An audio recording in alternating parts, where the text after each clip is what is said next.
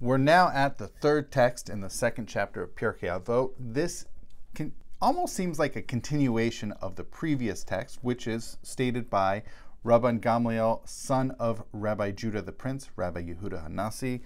So it really, I don't know why it's in a separate text when it seems really, like I said, to be a continuation. But we're gonna dive right into it then. It says, "Be careful with the ruling authorities, for they do not befriend a person except for their own needs. They seem like friends when it is in their own interest, but they do not stand by someone at the hour of their distress, the time of their distress." Pretty straightforward. Not a whole lot really there to mine out. It's I think this is pretty evergreen, pretty much true all the time, everywhere, every place. People in power like power. They like to stay there.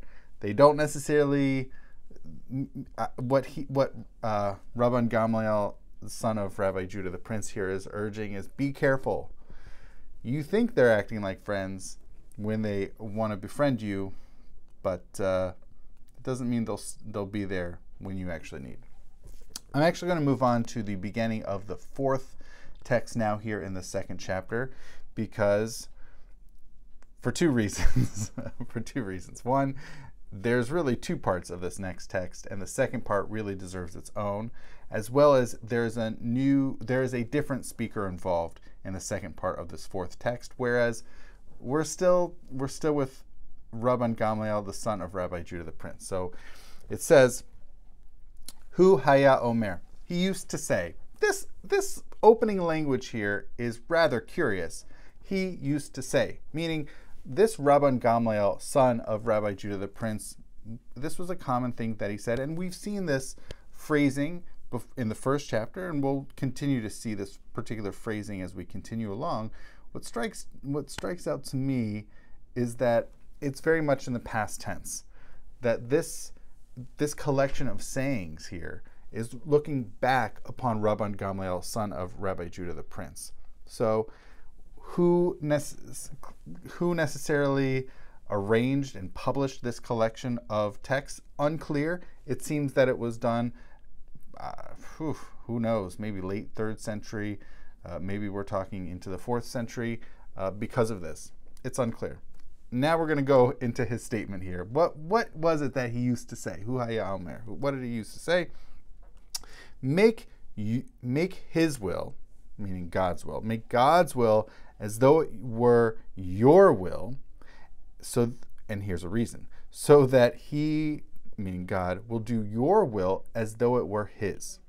And then it continues. Set aside, or really nullify your will in the face of his will, meaning God, so that he may set aside the will of others for the sake of your desires. Or will could be desire. So whether we want to translate this word ritzon as will or desire. So let's go back over this. Make his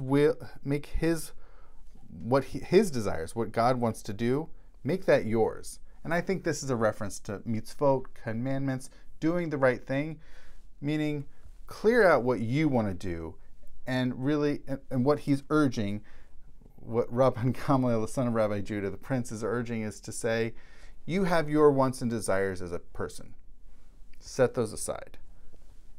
Instead, put what God wants you to do there, presumably the commandments here. And the reason is in order that your will should be like his will, and then nullify your will in face of his, in order that other people's desires should be nullified in the face of what you want to accomplish, of what you want.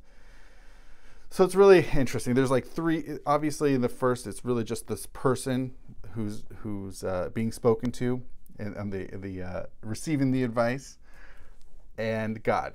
But in the second part of this statement, we have another aspect, which is other people, that what other people want to have happen, right? So by nullifying your will to basically to have God's will supplanting your own, it will, I don't know, empty out other people's desires and wills in front of yours. Meaning, you ultimately, okay, here's much simpler terms. Let me rephrase what Rabban Gamliel, son of Rabbi Judah, the prince, is advocating here. Basically, whatever you want to do, set that aside. Instead, pack in, whether it's the mitzvot, commandments, whatever this God's will is, which, by the way, is vague and unspecified. What does Rabban Gamliel, son of Rabbi Judah, the prince, here necessarily mean by will or God's will? That's unclear, although I think we can put in that it would be commandments, that it would be, fulfilling mitzvot. So, by emptying that out and doing God's commandments, basically, then shi'aseh ritzoncha kirtzono, that God will do what you want to do as if it were His own, which is this is just such a weird way of piecing things together. That ultimately God will consider ultimately what you want to have happen will happen because God will make it happen because He feels as if it's His will, because it's kind of convoluted. I get it. But ultimately, what Rabban Gamliel, son of Rabbi Judah the prince, here is advocating is set aside what you want to do in favor of God's will, and ultimately God will do that, and also other people's wishes and wills will be set aside in favor of yours. Interesting piece here from Rabban Gamliel, the son of Rabbi Judah the prince. When we continue in the next discussion for the second half of this fourth text in the second chapter, we're going to move to a different stage. All right, thank you so much for watching.